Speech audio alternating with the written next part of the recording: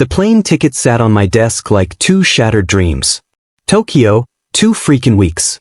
The trip Emma and I had been planning for 8 months, saving for 4, dreaming about in a million late-night chats about cherry blossoms and temples. And now? Just me. One lone traveler. Jake, please understand, Emma's voice still echoed from 3 hours ago. Marcus needs me right now. He's going through hell with his family. And I'm the only one who really gets him. Marcus. Her ex of 4 years. The same Marcus who crushed her heart 18 months ago, cheating with his coworker. The same Marcus who waltzed back into her life 2 weeks ago with that damn sob story and those puppy dog eyes. I stared at my reflection in the laptop screen, 27-year-old Jake, just realizing he'd been living in a fool's paradise. Dark hair a mess from running my hands through it. Blue eyes hollow, like someone sucked the hope right out of me. You're being dramatic, Emma said when I told her this felt like choosing between me and him. It's just one trip. We can go to Tokyo anytime. Just one trip? 8 months of planning? Reduced to nada, I muttered. My phone buzzed. A text from her. I know you're upset, but this doesn't mean I love you any less. Marcus and I are just friends now. I laughed bitterly at my empty apartment. Friends don't cancel dream vacations for each other. Friends don't spend entire weekends helping each other move or having closure talks until 2 a.m. Another ping. Maybe you can get a refund on the tickets. That's when it snapped inside me. Not loud, not crazy explosive. Just that quiet, decisive snap that changes everything. I grabbed my phone, typed, "No refund needed. I'm still going." Her reply, "What? Jake, don't be ridiculous. You can't go to Tokyo alone." "Watch me," I muttered, turned off my phone, and started packing. 36 hours later, Narita International Airport. Tokyo. Humid air hit my face like a warm slap.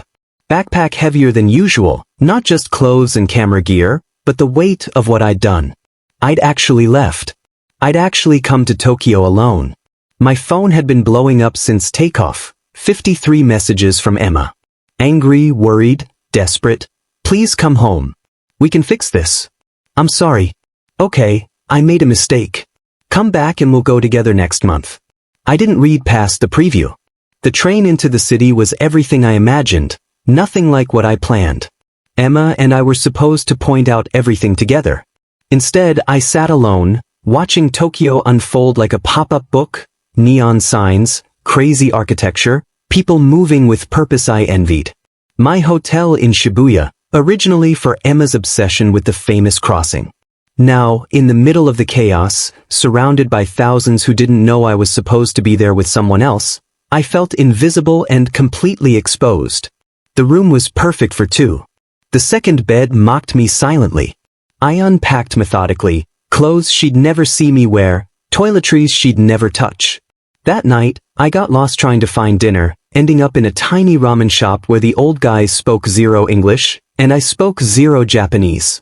Somehow, through pointing and smiling, the universal language of hunger, I ended up with the best tonkatsu ramen ever. Slurping noodles, surrounded by locals chatting quietly, for the first time in months I wasn't thinking about Emma or Marcus. Just me.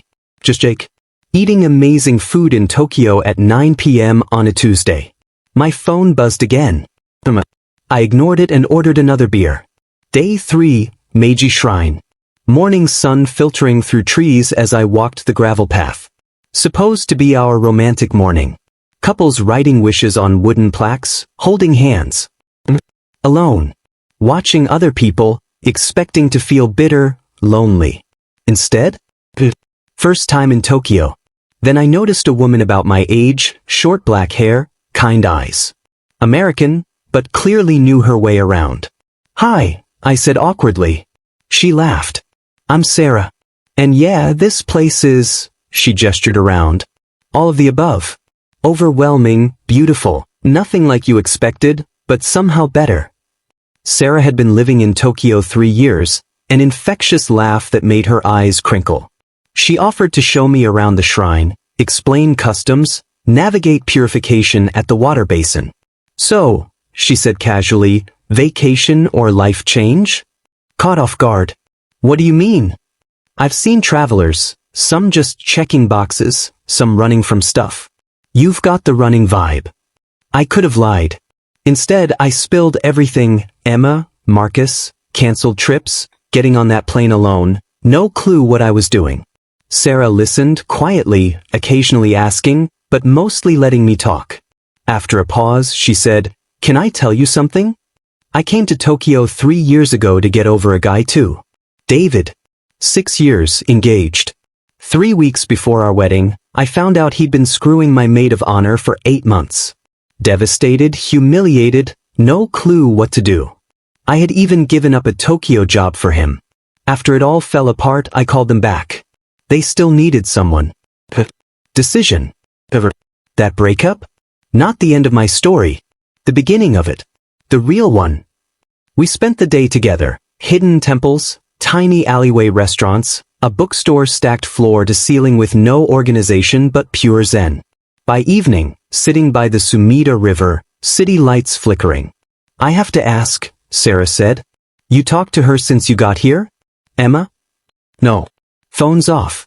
Completely." She nodded approvingly. "But you can't think straight with someone constantly yanking at your attention. She's probably furious. Let her be. You're not responsible for managing her emotions, especially after she chose someone else over you." That hit me like a revelation that I had spent so much of my relationship with Emma trying to be chill, understanding, accommodating, never wanting to be that jealous, clingy boyfriend. But Sarah was right. Emma made a choice. And it wasn't me. "Tomorrow," Sarah said, "I'm taking you somewhere special. If you're interested." "Where?" I asked, curious. She smiled, all mysterious. "Trust me." Day 4, the hidden temple. Sarah picked me up at my hotel at the crack of dawn. We hopped on 3 different trains to reach a part of Tokyo I didn't even know existed, older, quieter, with shorter buildings and narrow streets. "This temple isn't in any guidebooks," she said as we climbed a steep path lined with stone lanterns. "My students told me about it. They come here when they need to make big decisions," she added. The temple was tiny, ancient, tucked into the hillside like it had sprouted there naturally. Only a handful of people were around: an old man sweeping leaves, a young woman kneeling in prayer, an old couple sipping tea on a bench. "What's special about this place?" I asked. "Look around. What do you see?" I studied the temple grounds. Peaceful. Quiet. Then I looked closer. Hundreds of small wooden plaques hanging from trees and railings, all scribbled with messages. But unlike the wish plaques at Maji Shrine, these were weathered, personal, heavy with meaning. These aren't wishes, I realized. They're letting go. Exactly, Sarah said. People write what they're releasing: relationships, jobs, expectations, versions of themselves that no longer serve them. Then they leave them here. She handed me a blank plaque and a brush pen. "Only if you want to."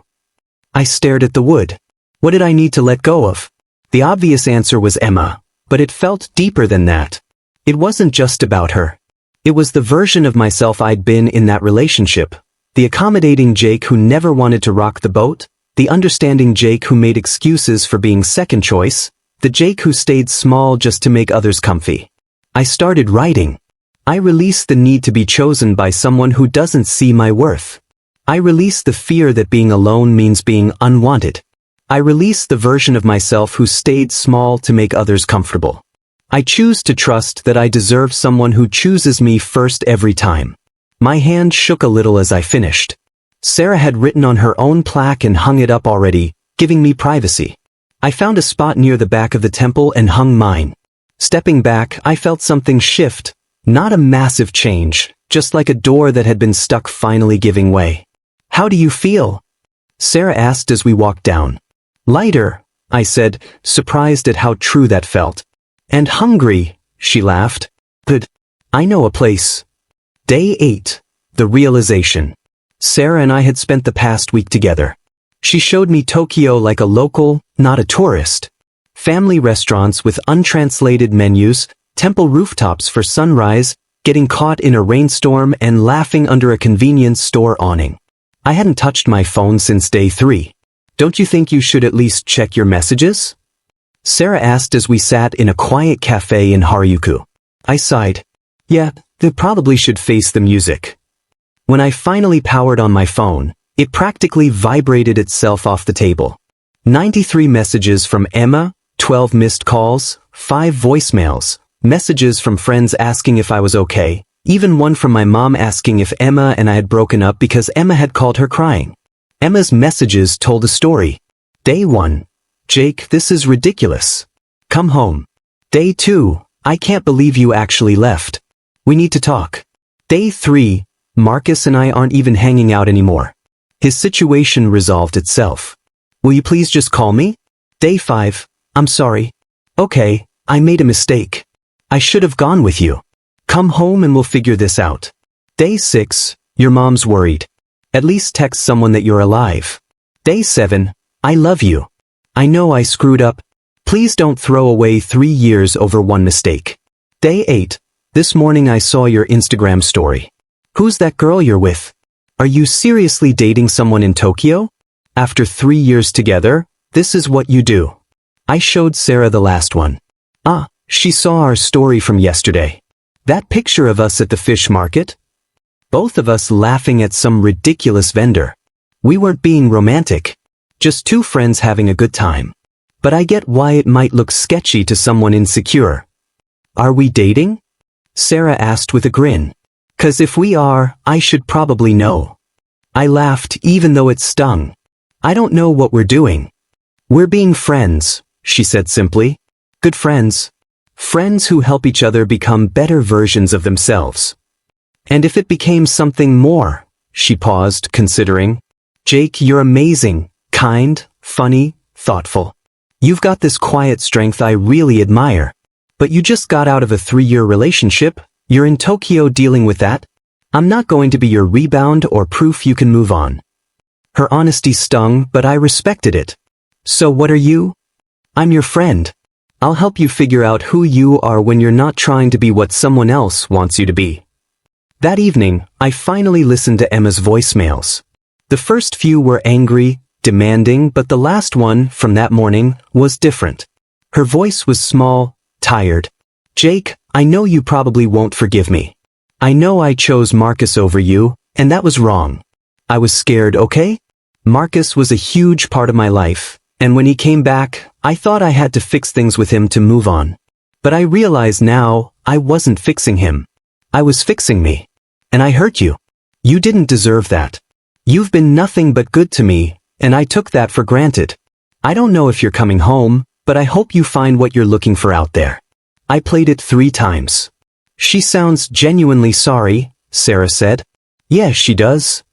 Does that change anything for you? 3 weeks ago? I'd have booked the next flight home. But no. I believed her. I believe she regrets it. But that doesn't change what happened. She had to choose between me and him. And she chose him. That tells me how she sees me. And how do I want to be seen? Chosen. Worth it. Always. Sarah smiled. Now you're getting somewhere. Day 12. The job offer. I was chilling in a cafe near my hotel, finally catching up on work emails, when my phone rang.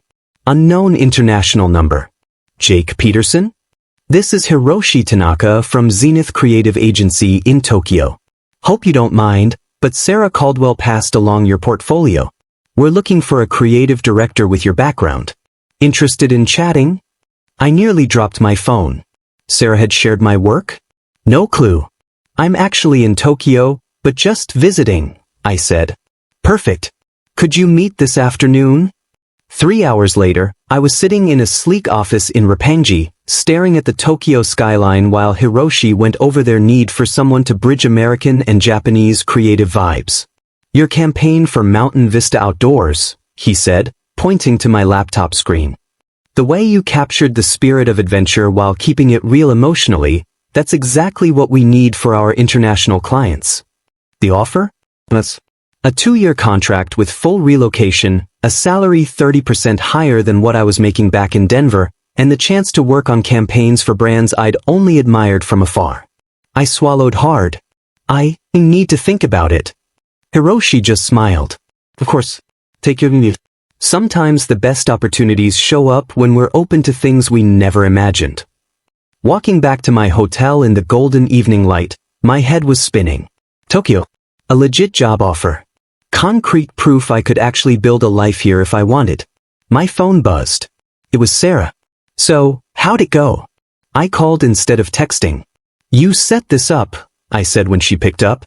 I may have mentioned to Hiroshi that I knew a talented creative director who was currently available, I admitted. Sarah, before you get mad, just hear me out. I've been watching you this past week and a half. You're different here. Mirth yourself. You laugh easier. You take up space instead of shrinking to fit everyone else's damn expectations. Whatever was weighing you down in Denver, it's not here. She was right. We both knew it. But what if I was just running away? Are you running from something or running toward it? She asked. I thought about the last 12 days. The confidence of navigating a foreign city alone. Waking up excited to discover new streets, new stories. Our conversations pushing me to figure out what I really wanted, not what I thought I should. Ugh, it's insane, I admitted. But taking it means admitting my life in Denver is over. Really over. Jake, she said softly, your life in Denver's been over for 12 days. You just haven't made it official yet. That night, I sat on my hotel bed staring at my laptop. 3 times I started an email to Emma and deleted it 3 times. Finally, I typed, Emma, I got your voicemails. I believe you're sorry, and I believe you regret how things happened, but this isn't about forgiveness. I can forgive you. I probably already have. This is about the fact that when you had to choose between me and Marcus, you chose him. You say it was a mistake, but in that moment he mattered more than I did. That's not something an apology can fix. I'm not coming home. I've got a job here in Tokyo, and I'm taking it. I'm going to build a life here. I hope you find what you're looking for. I hope Marcus was worth it, but more than anything, I hope you learn to choose yourself first instead of trying to fix everyone else. Take care, Jake. I stared at it for an hour, then hit send. Day 14. My original flight home was that evening. Instead, I spent the morning at Zenith Creative, signing a contract and starting my work visa paperwork. Sarah met me for lunch near Tokyo Station. So, it's official? She asked. It's official. Jake Peterson, Tokyo resident. How does it feel? Terrifying. Exciting. She paused. Really? Yeah. Really? But you belong here. Do I though? I've been here 2 weeks. What if this is just vacation bravery? What if I stay permanently and realize I made a huge mistake? She reached across the table, took my hand. Jake, can I tell you something about myself I haven't mentioned? I nodded. I didn't just come to Tokyo because of my ex-fiancé. I came because I was tired of being the version of me I'd been in Portland, the accommodating girlfriend, the peacemaker, the one who never rocked the boat. I was successful at my job, but I wasn't happy. I had friends, but they were mostly David's friends. I had a life, but it wasn't really mine. Tokyo, it gave me permission to start over. To be whoever I wanted without the weight of everyone else's expectations. The woman I am here, confident, adventurous, independent, she was always inside me. Just needed space to breathe. And you think that's happening to me? I think the Jake I've seen these past 2 weeks is the real Jake, the one who takes risks, trusts himself, and doesn't need anyone else's approval to know his worth. That guy was probably always there. Just buried under 3 years of trying to be what Emma needed. That afternoon, I called my boss in Denver. Jesus, where the hell have you been? Tokyo was supposed to be a vacation. Are you coming back Monday? Actually, no. I'm staying. Got a job here and I'm taking it. Awkward conversation, but not as bad as I feared. I'd been a good employee, they were disappointed, but understanding. Enough vacation time saved to cover my notice period. Then my mom called. Tokyo, permanently? Yep. What about Emma? She's been calling here crying, thinking we can work things out. Emma, I don't want to. A long pause. Are you sure about this? Tokyo's so far. I'm sure. Dad chimed in from speaker. If you're sure, we support you. You seemed stuck lately. Maybe a big change is what you need. That evening, Sarah and I hit a rooftop bar in Shibuya. City lights sprawling below, millions of stories, millions of lives. Question, she said. What happens now between us? I don't know, I admitted. I care about you a lot. These 2 weeks changed everything, but I just got out of a relationship. I need to figure out who I am here before I can be fair to anyone else. So, friends? Really good friends? She smiled. I can live with that. Now I have someone to show all my favorite spots to, someone who actually lives here. My phone buzzed. A text from Emma. I know you're not coming home. Your mom told me about the job. I just want you to know I understand why you left and I don't blame you. I hope you're happy there. For the first time since this all started, I felt real sad for Emma. Not angry or hurt, just sad. She had her own journey to figure out. Funny thing, I said to Sarah. 2 weeks ago, if someone told me I'd be sitting on a Tokyo rooftop, signed to live here for 2 years, I'd have called them insane. Now, it feels natural. 3 months later, my Shibuya apartment was tiny but perfect. 1 room, fitting a bed, a small kitchen, and a desk by the window overlooking the chaos below. Furnished with a mix of modern and traditional, it screamed Tokyo and screamed me. Work at Zenith was killer, in the best way. Leading campaigns for international brands, learning cultural nuances and consumer behavior daily. My Japanese improving, my team welcoming me like I belonged. Sarah and I were easy. Dinner once or twice a week, exploring the city, her being my cultural translator when I got lost in Japanese business etiquette. The attraction between us? But we let it breathe, didn't rush it. And me? I was genuinely, surprisingly happy. Then one evening my phone rang. I stared at her name on the screen for a long-ass time before picking up. Hi. Hi. Her voice was different. Smaller. Less sure. I wasn't sure you'd pick up. Honestly? I wasn't sure I would either. What's up? God, this is hard. I wanted to call and tell you that Marcus and I broke up. For good this time. Damn. I'm sorry to hear that. Are you? Yeah. I don't wish you unhappiness, Emma. We lasted like 6 weeks after you left. Turns out when he doesn't have someone to rescue him, he's actually pretty boring, manipulative, basically a jerk. I'm sorry, I said again, and meant it this time. I know you probably think I got what I deserved. I don't think that you don't. No, I think you made a choice based on what you thought you needed at the time. It didn't work out the way you hoped. That doesn't mean you deserve to be unhappy. She was quiet for a sec. You sound different. Different how? Confident, settled, like you actually know who you are. Maybe I do. I need to ask you something, and you gotta be honest with me. Okay. Is there any chance at all, that you might come back? That we could try again? I looked out my window at Tokyo sparkling in the dark. In a few, Sarah would pick me up for dinner at some new spot she found. Tomorrow, I had a client presentation I was hyped for. This weekend, Kyoto with some coworkers who'd turned into actual friends. No, I said gently. There's no chance of that. Because you can't forgive me. Because I don't want to go backwards. I'm building something here, Emma. Something that's mine. I'm not the same dude who bounced from Denver 3 months ago. But, what if I've changed too? What if I've learned from this? Then I'm happy for you. Really. But your growth and my growth, they're separate now. She started crying quietly. I miss you. I miss parts of what we had too.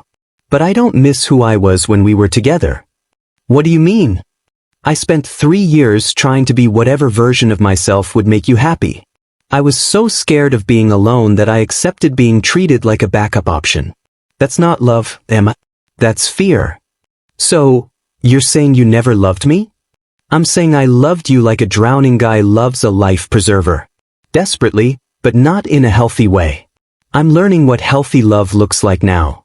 With her, the girl from your Instagram, with myself first, maybe eventually someone else. I don't know yet. Emma was quiet for a long time. Then she said, I looked at your pictures. You look happy. I am happier than you were with me. I am. That hurts. I know. I'm sorry it hurts, but it's the truth, Jake. I hope you find everything you're looking for out there. I already am. After we hung up, I sat by my window, letting the convo sink in. But not that desperate, guilty kinda sad I'd felt 6 months ago. This was clean sadness, the kinda sadness you feel when something that needed to end, finally ends. Sarah showed up on time, as always.